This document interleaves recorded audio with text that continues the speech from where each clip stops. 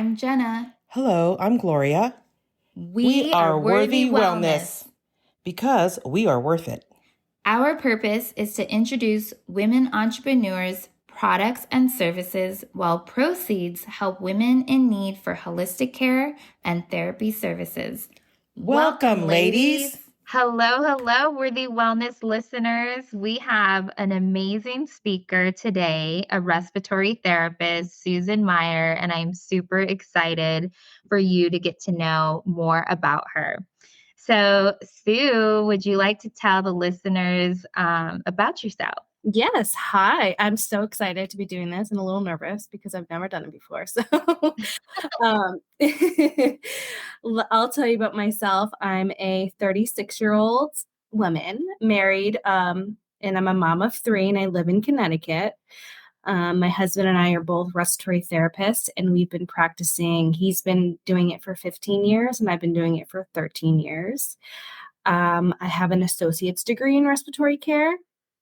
And I'm currently working part-time, just so I can make some money and take care of the kids, like, when I'm home. But I have a 5-year-old, an almost 4-year-old, and a 9-month-old. So Wow. I'm really busy. Big Mama. I Yes. think it's amazing that you and your husband are both respiratory therapists. That's Mhm. very much needed, especially during the unforeseen pandemic and just Mhm. different respiratory conditions that are on the rise. So we appreciate your guys' service. Thank you. I feel like everyone started to know about respiratory therapy when COVID happened, you know? Yeah, because respiratory therapy has been around longer than what we could imagine. I know, a long time. What year or what kind of history do you want to tell us about respiratory therapy? I mean, it's been around for a long time, but I can kind of tell you like where I started because I've been doing it for 13 years. But Mhm. so I started working in one of the largest hospitals in the country, working with adults, pediatrics, and newborn babies. So I did like all levels of ICU care, including like medical ICUs and floor therapy. And like I said, I worked with kids, babies, and adults. But now that I have a family, I run an outpatient pulmonary rehab program. So it's a better schedule, set hours, no weekends. But there's not a lot to do with respiratory therapy like there is with nursing. So I'm kind of lucky that I have the job I have now. But because working in a hospital it's a lot, and there's the hours are crazy, and um, but yeah. Most definitely. I mean, we do see a variety. I know that in occupational therapy, home health, I would see some pediatrics on oxygen or a trach, or, they needed that type of care, but I believe they went into the hospital setting to receive that type of respiratory or pulmonary care. And then Mhm. in home would be more like the physical therapy on Right. occupational therapy. So it's kind of interesting when we learn about all these therapies and the different settings. And I guess respiratory, you have to kind of work alongside the doctor because you're working with equipment and, prescription by the doctor. So perhaps that's the huge differences there. It's a more sensitive type of approach, right? Yeah, so you're definitely like in the hospital setting. It's basically you're working with nurses and the doctor. So the doctors obviously give you your orders and then you follow their orders. But you do give them you do a lot of education. You do give them a lot of feedback because respiratory is its own entity rather than nursing, which covers, all the parts of the body. Respiratory is just focused on obviously the lungs. So it's definitely like a focused therapy with, and it's very detailed, and not a lot of patients or people know, a lot about it. Most definitely. It's a very much needed specialty. I Mhm. could see that focus. And so what inspired you to want to get into this field and to know that you wanted to be a respiratory therapist? So 13 years ago, when I was going to school, I was going to go to school for nursing. And at that time, it was very competitive. And that wasn't my style. It kind of overwhelmed me because everyone wants to do nursing. And, it was hard to get into a program. And then I had a family member whose best friends worked as respiratory therapist in a big hospital. So he's the one that told me about it. So I looked into it. I applied and I got in. So that's how I learned about it. But like I said, it's focused on one area of the body instead of everything like nurses do. So I kind of found it more interesting that you're focusing on one thing and like you can just, zone in and have education on that instead of, all areas of the body. I'm right there with you. I thought I was going to study physical therapy and they reached full capacity in the master's program in Australia. So I thought, how can my courses get into another field that's related and similar? And that's when I discovered occupational therapy. So I indirectly found my passion out because I didn't really know what OT was. And when I Right. saw self care, I thought that was nursing. So when I talked to students, they were sharing, the details on, their functional skills and it's like rehab therapy and, transitioning from, a physical injury or some kind of, mental impact or whatnot. So that's really interesting. We both have that in common. Yeah. And I know you were saying that you work in pediatrics. Do you have any long-term goals that you'd like to achieve in your career and in other directions? So I feel like I'm at my goal right now because I was in, critical care for 12 years and I just started doing pulmonary rehab. So in pulmonary rehabs, I don't know, I can explain that if nobody really knows about it, but pulmonary rehab is like it's high intensity exercises that increases muscle fibers, which then result in more aerobic cellular metabolism, which utilizes available tissue level oxygen and reducing lactic acid production from anaerobic metabolism. That's a lot, but pulmonary, that was a lot. That is, but you know what? Our listeners, that's what a podcast is all about. We Right. learn more, right? So I think Yeah. there's I loved the idea of like working in pulmonary rehab because it's education and it's more one-on-one time with patients rather than working in a hospital where you're like jumping from room to room and you don't really have time to like chat with a patient because you got to go, you have a patient next door that you have to go or a patient's crashing.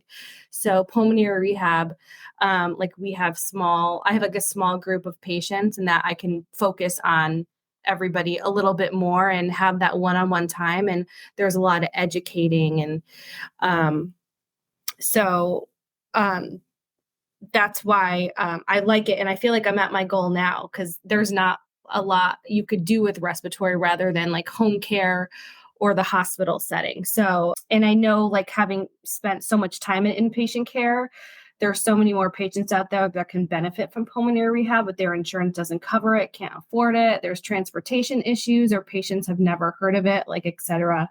Um, so I like, telling people about it too, because a lot of people don't know about pulmonary rehab or there's not a lot in their area. Yes, so this is bringing awareness, and this is Mhm, why I've brought on more therapists to Worthy Wellness because, mhm, with Gloria, my co-host, she has, the holistic practitioners coming in, and then I introduced the different types of therapies, being a therapist myself. And, it's not until we actually maybe are in a place with the condition and we one-on-one see a therapist when we then discover and have that awareness. So it's really nice to have this podcast to really draw in that awareness, educate people on these different health topics, these different health practitioners. And we appreciate you coming on and speaking about that. And, to elaborate, interviewing all these women, they're women entrepreneurs of all walks of life talking about their journey. It's very inspiring. So you get, the interviewers of the entrepreneurs, and then you get the listeners that maybe are also entrepreneurs, or, maybe they had hardship or some kind of medical condition and they're seeking out, which direction do I go? So all around, it's very inspiring. And mhm, that brings me to the next question.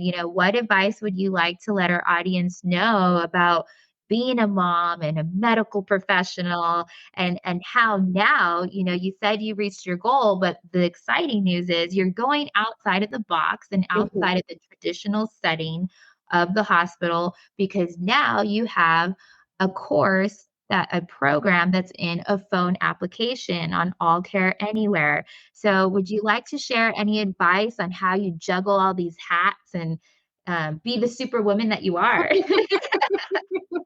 Which I'm struggling. I am struggling. No, so like I said, I work part-time now doing pulmonary rehab. And then I'm also very creative and I love creating stuff.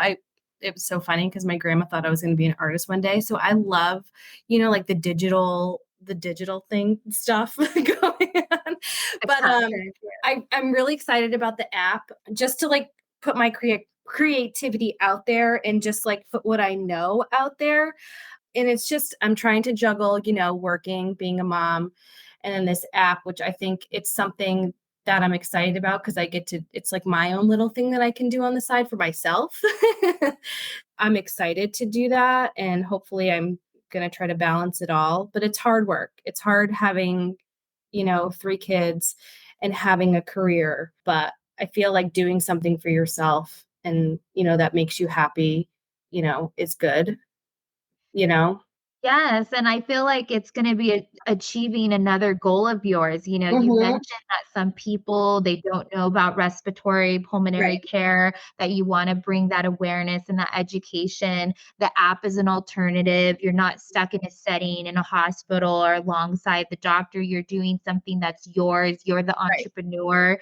You're also helping the people in communities that might not have access. Maybe they don't have good insurance, or maybe they don't even know where they can go and how to right, receive the care. So, this is just kind of opening that line internationally as well, because, maybe people might feel nationwide it's accessible, but what about these other countries that may not have it? right. So, I think it's incredible. And then, as far as you being a mom, you're really thinking outside of the box because this is going to also give you some passive income as Mhm, well, being on a digital platform or being able to take on some consultation calls or these mhm, educational calls if people do choose to reach out to you and have that one-on-one. So thank you for being a part of this project and the All Care Anywhere team and the app. So this brings me to summer. What type of tips do you have about respiratory tips or care? Because each season kind of brings on maybe allergies or humidity or something. So